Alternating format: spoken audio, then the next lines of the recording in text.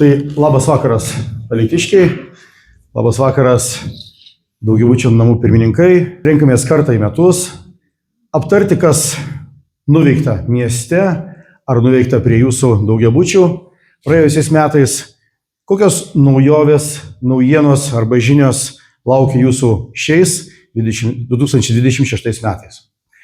Taipogi, žinoma, turėsime pristatymą mero su informacija svarbia jums. Prašome užsirašyti savo vardą, pavardę ir kokią bendriją arba daugiabutį atstovaujate. O dabar, žinoma, noriu pakviesti į sceną savo pristatymui mūsų miesto merą Nerijų Cesiulį.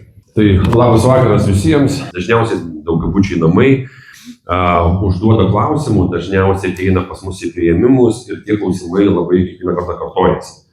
Todėl geriau vieną kartą susitikti, pakalbėti, įsiaiškinti, atsakyti klausimus, kad nereikėtų jums kelis kartus ar 14 kartų atvykti į mūsų miesto savivaldybę. Iš tikrųjų, paradoksas ar ne, bet daugiabučiuose namuose Alytuje gyvena 95% gyventojų. Tik tai 5% gyvena nuosavose namuose arba vienbučiuose namuose. Dėl to tų klausimų visą laiką, kiekvieną kartą jų yra, atsiranda ir jų tikėtina ir bus. Tai vieną kartą per metus su sisteminė informacija pamatė ir parodė, kas keičiasi per metus, kokie buvo priimti tarybos sprendimai, kas pasikeitė galbūt ministerijos lygmenyje, kaip mes gyvensime šiais metais. Pabandysime šiandien atsakyti, bet šiandien labai trumpai susistemintai pabandome pakalbėti, kas įvyko mieste per tam tikrą trumpą laikotarpį ir ką mes šiandieną mieste padarėme, kas irgi šiek tiek siejasi su daugiabučiais. Be abejo, matome, kad miesto teritorijose, jūsų gyvenuosiuose namuose bendrų žaliųjų plotų mažėja ir jie dažniausiai mažėja automobilių sąskaita, automobilių aikštelių sąskaita. Kai mieste jaunami medžiai kažką įrengti, dažniausiai žmonės piktinasi, tačiau savo kieme, savo aikštelėje nori, kad ten liktų plynas laukas. Tai sutvarkėme Žuvinto skverą, po daugybės metų pastatėme miesto sodo estradą, įrengta žiedinė sankirta Kauno ir Tvirtovės, Kauno ir Janynų gatvių sankirtoje. Tikrai Putinų mikrorajonui praėjusiais metais nepasisekė šiek tiek, jeigu taip galima sakyti. Buvo pakankamai sudėtingas eismas būtent Putinų mikrorajone.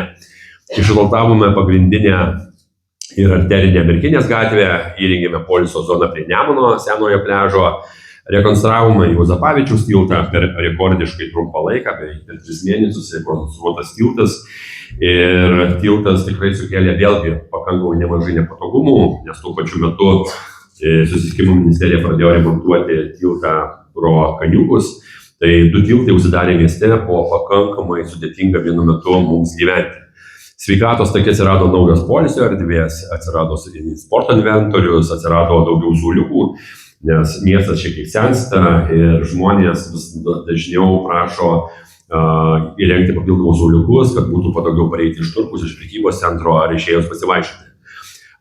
Visame beveik mieste virš 3000 atsirado naujų šviestuvų, lediniai šviestuvai pakeitė natrio lempas ir per metus nei daug nei mažai sutaupome beveik 2 milijonus kWh elektros, tai beveik yra 500 000 eurų kiekvienais metais susitaupo dėl naujų miesto apšvietimo stulpų.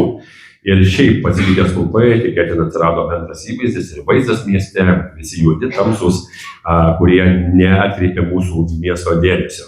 Matučio parke atsirado naujas poilsio takas, einant toliau. Mums svarbiausia, ką nuveiksime šiais metais ir kaip mes gyvensime, ir dažniausiai žiūrėjome dėmesį kreipiame į daugiabučius namus, tai pirmiausiai pabaigsime Kauno gatvės remontą ir pagaliau sujungsime Putinų mikrorajoną su miesto centru. Nes ilgai lauktas projektas įgyvendinamas, šiais metais sugebėjome pusę pabaigti, kitais metais susijungs ir nauja gatvė, ir naujas pėsčiųjų takas, ir naujas apšvietimas. ir tikėtina jau į tą gatvę negrįšime daugiau apie 20 metų. Jiezno Sakų Lakūnų gatvė, tai čia gal daugiau yra Lakūnų gatvės gyventojams, daugiabučiams, ten yra prie mūsų aerodromo, įrenginėjame naują žiedinę sankryžą, keisime visą Jiezno gatvę, abiejus pėsčiųjų takus. Tai vėlgi šiek tiek bus nepatogu važiuojantiems Jiezno gatve arba kitaip sakant, pirmame Alytuje link Alytos. Bus įrengiami Putinų Jonyno gatvės sankryža, tai vadinama prie statybininkų profesinės mokyklos, mes dažniausiai taip sakome. Tai Putinams vėl šiek tiek nepasiseks, nes tuo metu ten atsiras žiedinė sankryža ir atsiras naujas kelias, kur dabar yra į stambiagabaričių aikštelę, tai įsikirs į naują mūsų gatvę, kur yra prie Medvilnės buvusio kombinato. Bus Jonyno gatvės sujungimas su Audėjų gatve, kaip ir minėjau, Lauko gatvės remontas, vėlgi nemažos pajėgos atiteks Putinų mikrorajonui, buvo sutvarkyta Miklusėnų gatvė praėjusiais metais, o šiais metais bus tvarkoma Lauko gatvė. Tikrai susitiksime su gyventojais Lauko gatvės, nes reikės apsitarti, kaip judėsim eismas, nes jei norime, kad padarytume gatvę per pusę metų, tikėtina reikėtų uždaryti visą eismą. Jeigu šiek tiek per ilgesnį laikotarpį, tikėtina reikės etapuoti, žiūrėti nuo kur, kaip įvažiuoti, bet tikrai ta gatvė yra viena iš tų gatvių, kur jungiamųjų jungia į kelias mokyklas, tai Šaltinių mokykla, toliau Panemunės mokykla, 3 darželiai yra toje teritorijoje, tai tikrai eismas yra pakankamai didelis toje gatvėje. Toliau gavome papildomas lėšas iš ES ir ministerijos, planuojame Juozapavičiaus gatvę, tai nuo tilto iki parduotuvę, kaip vadinamos kolegijos sankryžos. Tai šita gatvė abi pusės bus sutvarkyta, bus įrengti nauji dviračių ir pėsčiųjų takai, atnaujintas apšvietimas. Baltosios rožės tiltas, ilgai lauktas mūsų užlipimas arba vadinamas serpantinas. Šitoje vietoje jau pradėti darbai rudenį, dabar atšalo, negalime tęsti darbų, bet tikėtina pavasarį. Ir labai prašau, kad įmonė, kuri įrenginėja, tos darbas pabaigtų iki miesto gimtadienio, nes miesto gimtadienį turim daug svečių, manau, kad būtų labai gražus simbolinis dalykas. Be abejo, kaip nežinau, ar matėte, ar matysite, dar prasidėjo darbai pėsčiųjų tako kitoje Nemuno pusėje. Šioje Nemuno pusėje mes turime sujungimus, 3 tiltus įsijungę pėsčiųjų takais. Šiais metais tikėtina kitoje Nemuno pusėje nuo pėsčiųjų tilto iki 1000 tilto ten atsiras nauji pėsčiųjų takai, kad mes galėsime apvažiuoti visą žiedą, daugiau nei 10 km pėsčiųjų takais. Prie kolegijos atsiras Migrausėlės skulptūra, pasinaudojus ES paramą ir be abejo miesto sodas įsigyvendins mūsų senasis projektas, kai atkursime miesto sodą tokius, kokius buvo, kai jūs buvote jauni arba kai jūsų tėvai buvo jauni. Tai atkartosime tuos pačius suoliukus, atstatysime tą fontaną, kuris buvo prieš 50 metų. Miesto sode atsirado vadinamai plašetkė arba šokių aikštelė, atsiras nauji takai, apšvietimas, suoliukai ir mažoji infrastruktūra. Tai labai svarbi skaičiai, matote ekrane, tai svarbiausi gyventojai dažniausiai atėję į priėmimą klausia dėl automobilių aikštelių.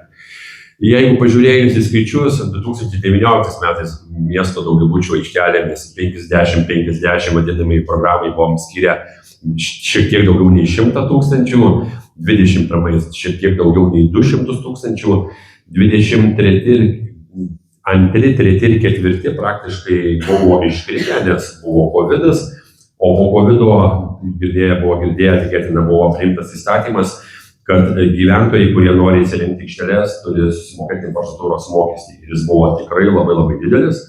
Tai sumažėjo iki 2 aikštelių, kurios norėjo gyventojai įsirenginėti. Įstatymui pasikeitus ir pakeitus įstatymą vėl gavome pakankamai nemažai prašymų. Tai praeitais metais įrengėme 20 automobilių stovėjimo aikštelių daugiabučių kiemuose ir įrengtos 423 vietos jūsų automobiliams. Tai praėjusiais metais buvome skyrę metų pradžioje 300 000, tačiau pamatėme, kad neužteks. Su gyventojais susitikome jų aikštelėse ir priėmėm sprendimą įrengti visas.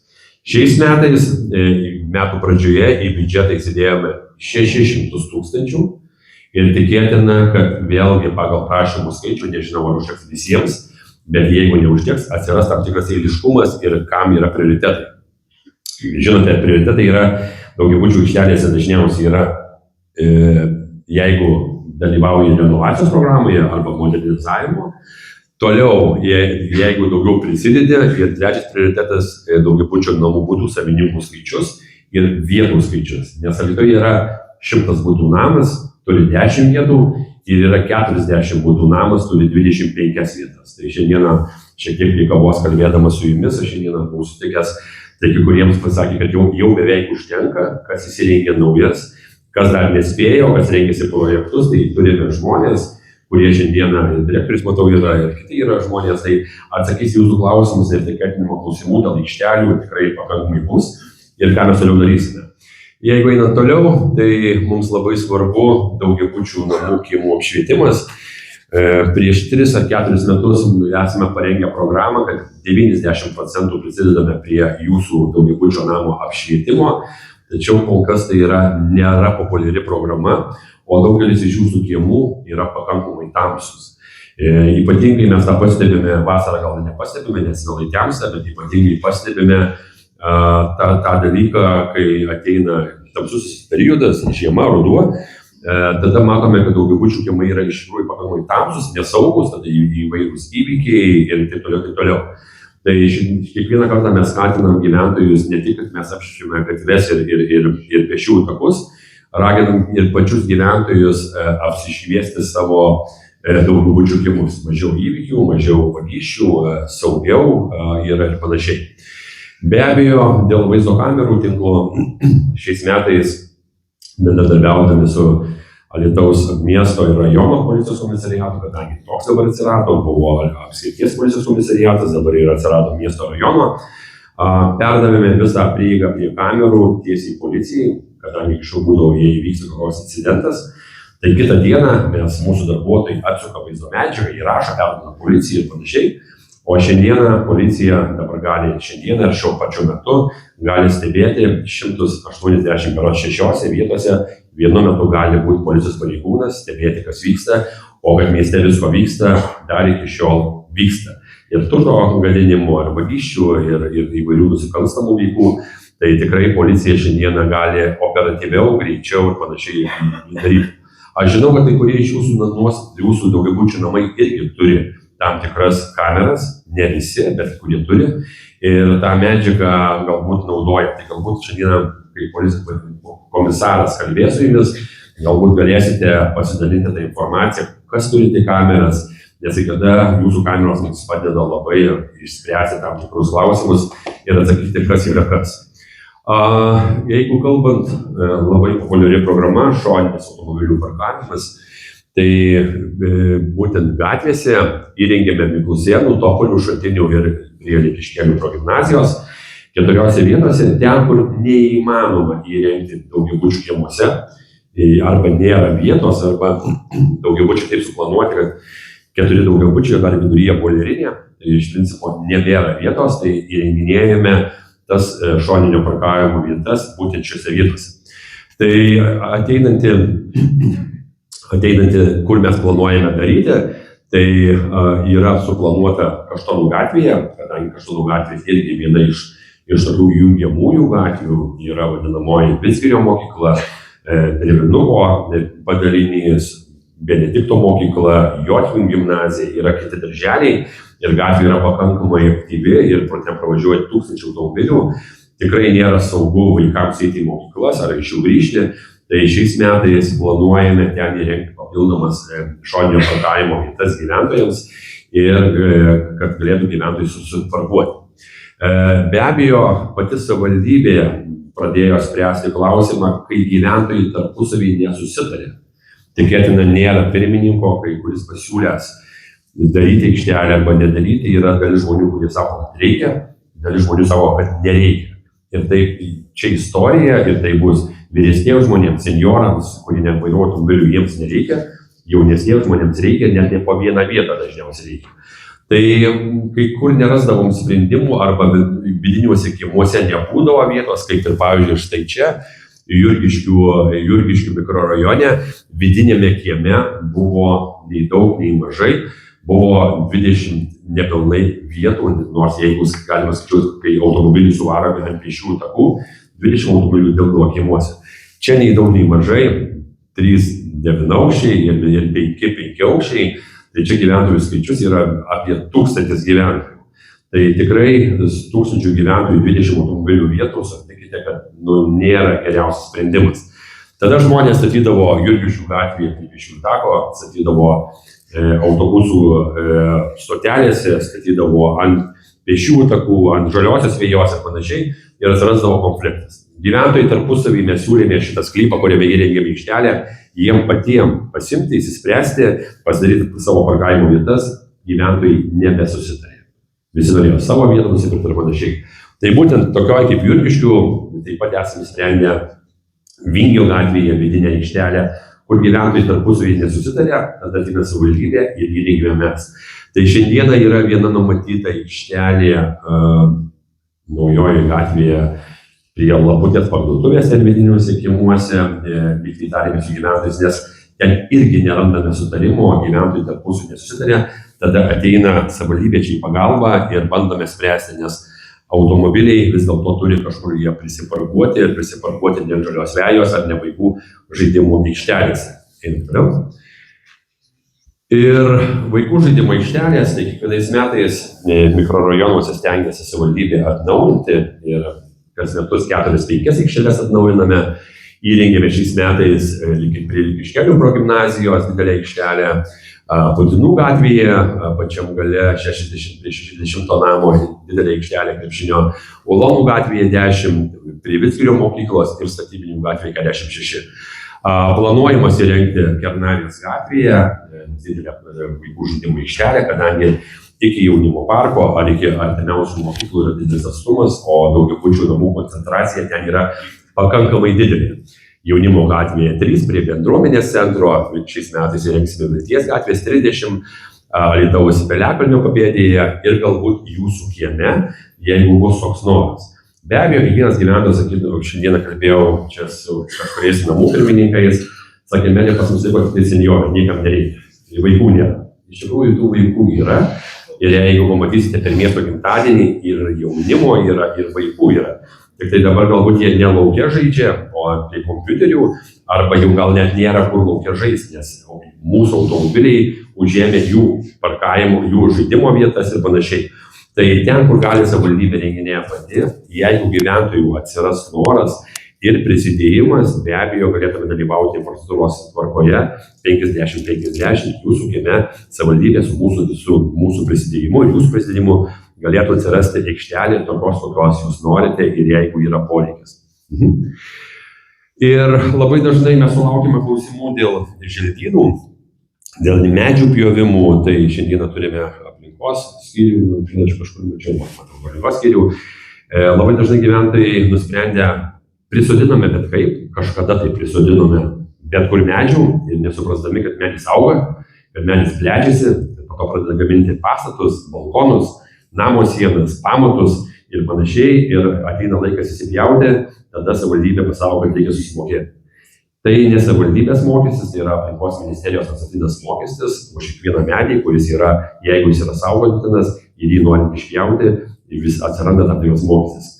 Kur tas mokestis eina, tai 80% to mokesčio miestas panaudoja kitiems želdiniams atstatyti, 20% eina sveikatos apsaugai. Tai perkame mamografus, tomografus ar visus kitus brangią medicininę įrangą, būtent prisidėdami šitais pinigais. Tai jeigu šiais metais ar kitais metais planuosite sodinti augalus, kurie gal yra saugotini, pagalvokite, koks tas medis bus po 20-30 metų, galbūt tuo metu mūsų nebus, bet iš tikrųjų ateities kartoms sugursime vėl, kaip jis atrodys ir kaip tai bus. Tai tikrai savivaldybės aplinkos apsaugos skyrius, kalbėdamėsi su gyventojais, dažnai gyventojai prašo mūsų savivaldybės padėti, tai duodam sodinukus, įsisodinti, tarkim, kažkurios medelius ar krūmus ar panašiai. Tai jeigu aktualu prie jūsų namo ir norite pagyvinti aplinką, tikrai ateikite, mes prisidėsime. Kiekvienais metais mes renkame daugiabučių namų kategorijoje aplinkos tvarkymo konkurso laureatus, tai matome, kad prie jūsų namų, prie jūsų daugiabučių yra įspūdingų ir gėlynų, ir įspūdingai tvarkančių aplinką. Tačiau, jeigu žmogus yra laiptinėje, geras žmogus, kuris tvarko, yra, bet jeigu jo nėra, tai geriausiai žolė, jeigu ne iki kelio, ne, būna visai. Tai priedangos labai svarbus dalykas, apie ką mes norėsime kalbėti, tai pasakysiu, kas buvo, kokia priimta nauja tvarka. Tai kaip atrodome su priedangome, 25 metais buvo skirta 300 000 eurų ir modernizavome 10 modernizuotų priedangų. Šiais metais yra numatyta 320 000 ir modernizuosime 8 priedangas. Jeigu taip atvirai, mieste yra 55 priedangos, aš parodysiu žemėlapį, ir jos gali sutalpinti pagal mūsų skaičiavimais apie 35 000 miesto gyventojų. Jei įvertinus žmonės, kurie gyvena nuosavose namuose, vienbučiuose namuose, kai kurie turi rūsius, tai tikėtina tas skaičius dar šiek tiek didėtų. Esame Lietuvoje ar daug ar nedaug, esame 5 vietoje, pakankamai geras statistinis rodiklis. Ir šiais metais ministerija, dar tik tai šiuo metu gauname dokumentus su ES lėšomis, planuoja skirti dar mūsų visam regionui kelis milijonus eurų tam tikrų priedangų atsiradimui. Tačiau taryboje prieš 3 mėnesius buvo pradėtas svarstyti klausimas apie priedangų atsiradimą jūsų daugiabučių namų rūsiuose. Tai yra tokia tvarka, 50-50, kaip ir aikštelių tvarka, kad maksimali suma galite gauti iki 5 000 eurų, 5 000 turėtumėte prisidėti jūs. Ir čia yra išvardinti visi darbai, kas yra kompensuojama. Kokie darbai yra kompensuojami, tai yra nustatyta vyriausybės tam tikrų sprendimų, ką mes galėsime, tai yra apšvietimo įrengimas, avarinio apšvietimo įrengimas, įėjimo, tarkim, priedanga durų atnaujinimas, nedegios, galima nuotekų šalinimo sistemos Rusija įrengimas, autonominės elektroenergijos tiekimo sistemos taškų įrengimas, gaisro signalizacijos įrengimas, taip pat sulankstomų baldų įsigijimas, jeigu toks yra. Taip, kai šiandieną nėra, mums atrodo, kad vis yra gerai, bet jeigu neduok die ateitų diena X, tikėtina, kad mums tų dalykų tikrai prireiktų mūsų galbūt ir pastatų rūsiuose. Aš nesu tas didelis fanatikas už daugiabučių namų rūsiuose įrengimą, nes blogiausia yra tai, kad daugiabučių namo rūsys turi dažniausiai vieną įėjimą ir vieną išėjimą. Tai yra labai blogai, nes langeliai tie, kurie galėtum evakuotis didesniam žmogui, gal jau man, aš jau gal neišlyščiau, vaikas būdamas įlystavau, bet tikėtina yra pakankamai sudėtinga. Tai čia yra ir dar vienas dalykas yra pas mus rūsiuose nėra, ne visuose, bet daugelio rūsių nėra atskirų erdvių, kur galėtume susirinkti, kaip susirinkimo erdvių. Kai kur yra, kai kur nėra, nes mūsų rūsiai visi išdalinti rūsiukais, sandėliukais, ar kaip galima, jeigu taip pasakyti, o tos didžiosios patalpos kažkam irgi priklauso, kažkuriam namo gyventojui arba buvusiam namo pirmininkui, kuris spėjo užsiimti arba užsimūrinti arba įsidėti duris. Tai iš principo, jeigu bus norinčių jūsų įsirengti priedangas ir panašiai, tai savivaldybėje tvarka 50-50, ateikite mūsų skyriaus specialistai čia ir šiandieną, ir kai išeisime čia į kiemą, išeidami, išgersime kavos ir padiskutuosime, prieikite, pasakysime, kur kreiptis, kokia yra tvarka, kokie yra aprašai ir ką mes turime daryti. Pėsčiųjų takai, aš manau, kad irgi aktualu, daugybė pėsčiųjų takų, kuriuos tvarkėme, bet šiandieną norime pateikti tai, ką šiais metais tvarkysime, tai numatyti yra pėsčiųjų takai prie Volungėlės darželio, prie Pulko gatvėje, prie Žuvinto turgaus, Stoties gatvėje, Jurgiškių gatvėje, visa Nemuno kairioji pakrantėje, Kauno gatvę sujungsime su Putinų centru, tai čia visas pasidarys dar vienas takas, Juozapavičiaus gatvėje atsinaujins iki Panemunių gatvės, Artojų gatvėje, Statybinių gatvėje nuo Jurgiškių iki Punsko ir Likiškėlių gatvėje nuo Maksimos iki Santaikos, nuo Lidlo praktiškai iki Santaikos gatvės. Nei daug, nei mažai planuojame įrengti 10 500 metrų naujų arba atnaujinti pėsčiųjų takų. Palyginus su tais pėsčiųjų takais, kuriuos darėme šiais metais, tai tikrai pėsčiųjų takų vaizdas ir mieste tikrai smarkiai pasikeis. Ką darome dar, galbūt kai kas kritikuoja mus, o kai kas giria, tai, pavyzdžiui, ardėme šiais praėjusiais metais sveikatingumo tako pėsčiųjų taką, tos plytelės, kurios buvo geros, mes jas panaudojame naujoje gatvėje, gal matėte, nuo Laputės parduotuvės einant link Maksimos, išdėjome visą taką. Kad neišmesti, bet tas trinkeles panaudojame, ar plyteles, daugelis kitų plytelių buvo panaudota mūsų vaikų darželių teritorijose, kurios yra pakankamai geros, todėl mes jas perkeliame kitur panaudojame, o ES lėšomis pasinaudoja įrengėme naujus pėsčiųjų takus. Tai 10 500 metrų yra pakankamai nemažai. Be abejo, mes ilgą laiką sprendėme, ką daryti su boilerinėmis. Nežinau, ne visi turi boilerinės, bet tie pastatai, kurie yra daugiabučių kiemuose, jie praradė vertę, jie nebeteikia jokios prasmės, tiesiog yra pastatas ir tiek. Kai kas nusipirko, įsirengė namus, prieš 20 metų pradėta išpardavinėti jas, kai kur atsirado kažkokie serviziukai, kažkas atsirado parduotuvėlės, gal net kai kur yra įrengtos. Tačiau savivaldybėje prieš 2 metus priėmė sprendimą ten, kur yra šilumos tinklai valdos boilerinės, nupirkti ir tiesiog jas nugriauti. Nes jos nepušia kiemo ir panašiai. Ir čia viena iš, man atrodo, Putinuose prie stoties autobusų esanti boilerinė, čia va buvo, čia jau jos nėra. Ir tiesiog, kur yra daugiabučių kiemuose, ir taip trūksta vietos automobiliam, ir taip trūksta žalumos, ir taip trūksta vaikų žaidimo aikštelių, bet dar yra pastatas, kuris netarnauja nieko, kuris yra apleistas ir panašiai. Gyventojai patys neturi lėšų arba nenori jų nusigriauti, nes tai yra pakankamai brangu. Tai čia ateina savivaldybė į pagalbą, nugriauna, sulygina su žeme ir tada spręsite jūs, kas ten turi atsirasti. Ar vaikų žaidimo aikštelė, ar parkavimas, ar sodelis, ar, nežinau, sauliukai, laisvalaikio ir panašiai. Tai yra jūsų sprendimas, o šitoj vietoj, o mes su tuo sprendimu tada galvojame, ką toliau daryti. Ir žvyruotos gatvės, gal žvyruotos gatvės dažniausiai į daugiabučius nėra žvyruotų gatvių. Anksčiau visą laiką darydavo miestas žymiai daugiau žvyruotų gatvių, bet mažiau paprastų gatvių. Ir mes puikiai supratome, Alytuje yra tokia upelio gatvė, 5 namai yra toje upelio gatvėje. Jos rekonstrukcija pakankamai brangi. Bet, pavyzdžiui, Merkinės gatvėje, jungiamoji gatvėje, į sodus, išvažiuojant iš miesto, jungia kelis šimtus namų. Tai pirmiausia, pradėjome perkyti poziciją, kad pirmiausia reikia daryti ten, kur daugiausiai pravažiuoja automobilių. Tikėtina sutiksit su manim, kad Kauno gatve pravažiuoja bene didžiausias miesto automobilių srautas, palyginus su, tarkim, nežinau, Technikų gatvėje, ne? Ten yra 7 ar 8 gyvenamieji namai. Tai pirmiausia, dėmesį ten, kur jūs važiuojate, kur daugiausiai važiuoja automobilių, o po to tvarkome tam tikras gatves. Bet šiais metais irgi numatę esame sudagyti 3 gatves, toliau eisime pagal sąrašą eiliškumą. Ir labai noriu padėkoti visiems, tikrai daugiabučių namų kiemai. Čia matau pirmininką, kuris sakė, kad papučia savo namą, bet gyventojai už elektrą liepė pirmininkus sumokėti, nes 30 centų daugiau sąskaita buvo. Tai, mylėjai, kalėdos yra kalėdos ir mes nesugebam, iš tikrųjų, jeigu tikrai mes nesugebam miesto papuošti vieni viso, dažniausiai papuošiam centrą, gal pastebėjote, šiais metais atsirado ir žiedai papuošti, atsirado ledas, kava, arbata, ar čia visa kita, bet nesugebam kiekvieno daugiabučių namo ar prie vieno, bet kalėdos tai mums pas mus visus ateina.